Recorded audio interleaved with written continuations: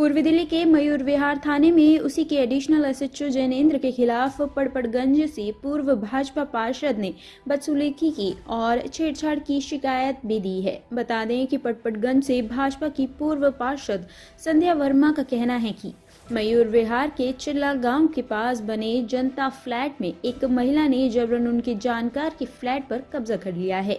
Police ने जबरन ताला तोड़ उनके किराएदार का सामान बाहर फेंक दिया। जब इसकी सूचना महिला पार्षद को मिली तो वह मौके पर पहुंची और पुलिस से बिना किसी कानूनी दस्तावेज के ताला तोड़ने के बारे में पूछा तो एडिशनल एसएचओ जैनेंद्र ने उनके साथ धक्का मुक्की की, जबकि वहां पर महिला पुलिस भी मौजूद थी। महिला पार्षद ने उनको गलत तरीके से छूने और जबरन जिप्सी में बैठाने का भी आरोप लगाया है। हालांकि पुलिस का कहना है कि महिला पार्षद ने मौके पर मारपीट की। उन्होंने जबरन घर में घुसने की कोशिश की, जिसके तहत उन्हें पार्षद के खिलाफ मामला भी दर्ज किया है। वहीं पार्षद का आरोप है कि पुलिस ने 4 लाख रिश्वत की मांग की थी, जिसका उन्होंने विरोध किया, इसलिए पुलिस ने उन पर फर्जी मुकदमा दर्ज किया है। इस पूरे मामले में जब हमने डीसीपी से संज्ञान लेने की कोशिश की तो डीसीपी का कोई भी जवाब नहीं आया। सर, ये मकान मैंने 2016 में लिया है। उसके बाद में मेरे किराएदार भी रहे हैं 2018 तक, मेरे पास किराया आता रहा है। फिर मैं अपने काम के सिलसिले में, मेरा काम बाहर था दिल्ली से, गुजरात में 1 साल मैं वहाँ रहा, बिजी रहा। पीछे से ये मेरे मकान की देखरेख के लिए इसको मिले, क्योंकि इसने जो खुद जिस 70 नंबर मकान में रहती है, नाम बताइए, गौरी, इसने 2016 में वो मुझे सबसे पहले बेचा हुआ है, वो जिसके ओरिजिनल पेपर अभी तक मेरे नाम है और जिसकी पूरी पेमेंट 9.5 लाख रुपया मेरे बैंक से आरटीजीएस गई हुई है इसके। ये सारी बातें मैंने एसीपी साहब को भी बताई हैं, एसएचओ साहब को बताई और पेपर भी सारे दिखाए। मेरे कोई पेपर नहीं लगाए, मेरे कोई कंप्लेंट नहीं लगा रखी है। लेकिन अब उसके बाद में ठीक बीच में कोरोना आ गया, 1 साल में नहीं जा पाया। इन्होंने क्या किया, फर्जी एग्रीमेंट किराए के बना के लोगों को आगे मकान किराए पे दे दिया और मेरे को कोई इन्फॉर्मेशन नहीं, गौरी नहीं। फिर हम उससे पहले हमारे 9 तारीख को 17 तारीख को मुझे पता लगा कि मुझे किराएदारों को जब पता लगा कि मकान मेरे हैं तो वो खाली करके जाने लगे। जैसे वो खाली करके, मैंने किसी से कोई लड़ाई झगड़ा नहीं किया, मेरा कोई कुछ नहीं हुआ। जैसे वो मकान खाली हुआ, हमने अपने ताले लगाने के बाद में हमने अपने किराएदार को और पुलिस में कंप्लेंट भी की कि हमें कंप्लेंट की रिसीव्ड कॉपी भी मेरे पास है कि ये महिला दोबारा मेरे ताले तोड़ सकती है, तो इसका ख्याल रखा जाए, क्योंकि मेरे पास कंप्लेंट की कॉपी भी है। लेकिन पुलिस ने कोई कार्रवाई नहीं की। इन्हीं की बात सुन के आज 2 महीने, पौने 2 महीने के बाद में एसएचओ साहब के 24 पुलिस वाले ने ताले तोड़वाए। ताले वाले को बुलवाया ताले तोड़ने के लिए, जिसकी वीडियो भी हमारे पास में है। वो ताले तोड़वा के और हमारा जो किराएदारों का सारा सामान था वो उठा के पुलिस स्टेशन ले आए। क्या लाए क्या नहीं लाए हमें नहीं मालूम। और हमने जब उनसे एसएचओ साहब से बात की तो हमें उठा के उन्होंने कहा तुम्हारे को हम बंद कर रहे हैं, तुम थाने में चलो। जब हमने कहा हम अपनी गाड़ी में थाने पहुँच रहे हैं, हम कोई क्रिमिनल नहीं है, नहीं तुम पुलिस की गाड़ी में ही जाओगे, तो हमें थाने भेज दिया और पीछे से ताले तोड़वा के दोनों मकान 115 और 115A के, जिसके सारे पेपर मेरे पास लौटी के लेके आज तक की चेन के मेरे पास हैं 2016 से। वो सर इन्होंने उसको बाईपास करते हुए और उस महिला गौरी को इन्होंने कब्जे दिलवाया। तो ज्ञानेंद्र जी थे, वो तो सामने ही थे, बाकी कौन पुलिस वाले थे हम जानते नहीं। और इसके पुलिस वाले पिछले कई दिनों से इसके घर भी जा रहे थे गौरी। आज ऐसे हुए कि मकान का मेरे किराएदार है कमल शर्मा, वो मेरे 20 साल से मेरे ऑफिस वहाँ ले रखा मेरी मार्केट में। 2016 में उन्होंने फ्लैट ले रखे थे, तो किराया लेके गौरी नाम की महिला इन्हें देती थी, ठीक है। अब उस दिन पता किसी ने फ़ोन करा कि भाई वो एक किराएदार नहीं आई कि मेरे से 3 लाख रुपए ले लिए। तो इन्होंने, कमल जी ने मुझे भी बुला लिया। उन्होंने कहा भाई ये तो 3 लाख रुपए क्यों देंगे, जिससे लिए वो किराएदार अपनी मर्जी से, किसी भी किराएदार से पूछ सकते हो कि अपनी मर्जी से वो खाली करके गए।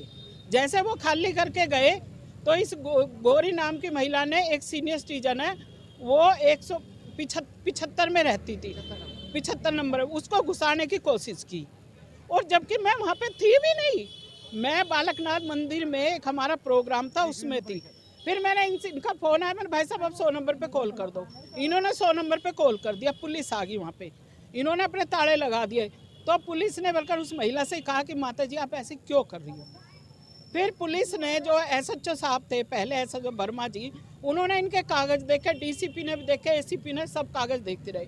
उसने किसी को भी एक कागज़ नहीं दिखाया उस फ्लैट का कि मैं इस फ्लैट की मालिक हूँ। सिर्फ वो फर्जी एग्रीमेंट दिखा रही है किराएदारों के, उससे क्या मालिक हो जाएगा? 40 लाख के अभी उसके कमल जी और इनके फ्रेंड के चेक बाउंस हो चुके हैं, और जिस फ्लैट में रह रही है वो भी कमल जी के नाम है, उसको चेक बैंक से पेमेंट दी ओर है। अगर पुलिस को फिर इन्होंने कर दिया, 1 महीने से किराए पे रह रही थी महिलाएं, 2 महीने हुए, हाँ किराए पे रह रही थी। तो आज पुलिस ने जाके खुद वहाँ पे ताले